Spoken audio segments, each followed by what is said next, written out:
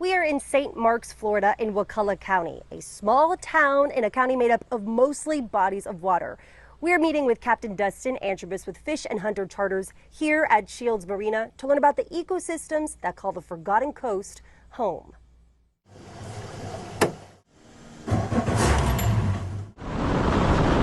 World's better when you're out on the water. It's what Captain Dustin Antrobus does every day, every year. This is the world's second largest grass flat. It's only second to the Great Barrier Reef flats.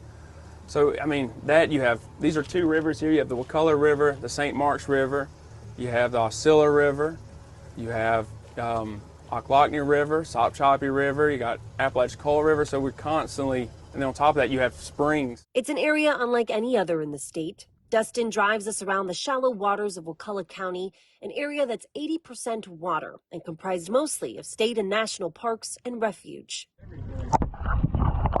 Because of this, life underneath the tannic water that's been colored by leaves and bark, is among the most nurtured in the state. I think if I was a redfish, I'd want to be from Wakulla. I think, I mean, we are the only boat on the water right here, so I think pressure. It's not as human interaction here. I think it helps a lot in keeping things as natural, or what's the word, keeping the homeostasis kind of at an optimal level. But that doesn't mean the area hasn't faced challenges. For one, populations of sea trout and mullet, which used to be plentiful in the area, have depleted. Dustin thinks one problem is anglers regularly hitting their limits on catches for the day. For trout, that's 5 per person each day. Another issue could be the heat, slowly killing off species that need more favorable conditions. Sometimes I think you're not always on a decline, you're just kind of not on the upswing.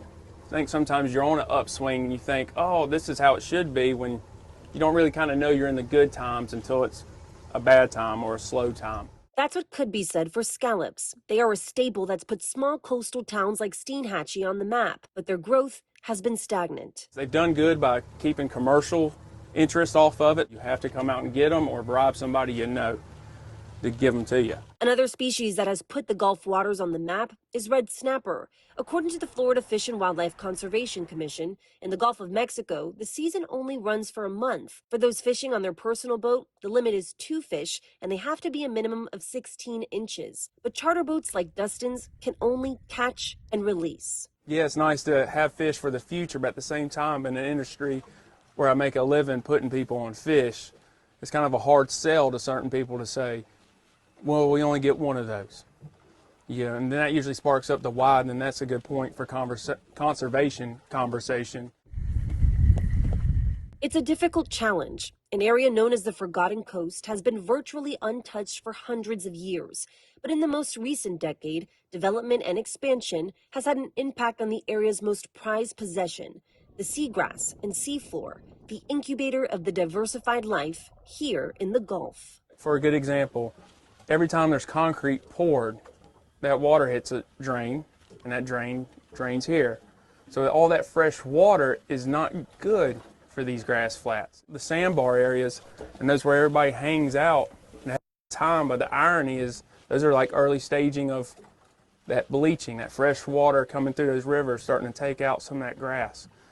So my hope or my concern is that we don't sell out to a point where we're not taking care of all the things we've tried to protect. So how do we protect this shoreline and the creatures that call it home? In recent years, FWC has made strides in changing regulations for how much of a certain species of fish can be caught and when. But its enforcement, specifically with those visiting, is hard to track.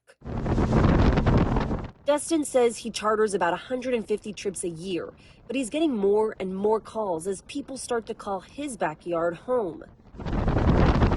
His goal is to inform them of what makes this place special. If you find this place, you're lucky enough to discover it or somebody tell you about it, you'll never forget it. And how important it is to not be greedy. The harder part is actually doing it and finding restraint to not just take what's here. Can we get past that, oh, I didn't know phase, or I was ignorant to maybe what the law was phase, or what? I think that's our biggest concern by far. Making sure there's enough fishing left for the next generation. Sophia Hernandez reporting.